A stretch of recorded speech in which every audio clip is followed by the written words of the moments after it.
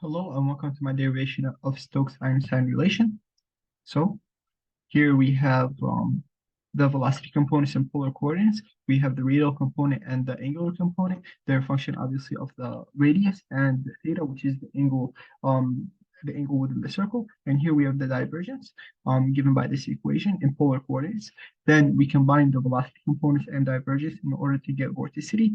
Vorticity basically being the spinning in motion. And so we square vorticity and we set it equal to 0. And basically that's going to give us a form of a streamline function, a fourth order PDE in order to solve for the streamline function. We have our boundary conditions right here. The radial component becomes 0, the angular component becomes 0 at the surface, A equals R. Then we take, we know that our solution is going to take this form, right, where our streamline function is this.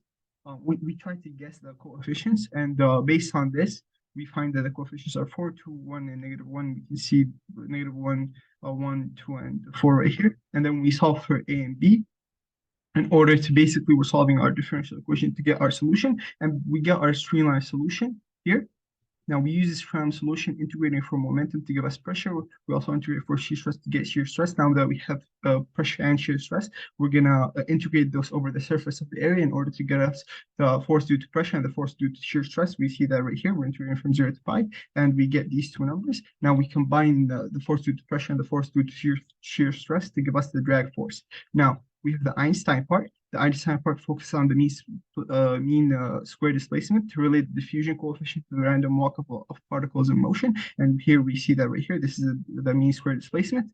And we also know that displacement is basically velocity. So here we have integral of velocity. In order to give us another form of displacement, we'll plug that into our previous equation, giving us this right here. Now we'll try to simplify it by introducing tau, which is T2 minus T1, eliminating some variables and helping us reparameterize our integral. And simplifying, we get this form of the integral. Now notice that the mobility equation takes exactly this form of the integral, which is d. So we can plug d into our mobility equation. Then we can rearrange to get d in terms of the Boltzmann constant, temperature, and the 1 over the drag force. We've derived this in our Stokes part. We know that this is 1 over the drag force. So combining everything, we see that the diffusion coefficient right here equals the Boltzmann constant, the temperature in Kelvin, the dynamic viscosity, so the internal friction, the velocity, and the radius of our sphere. Hope that was helpful. Thank you very much.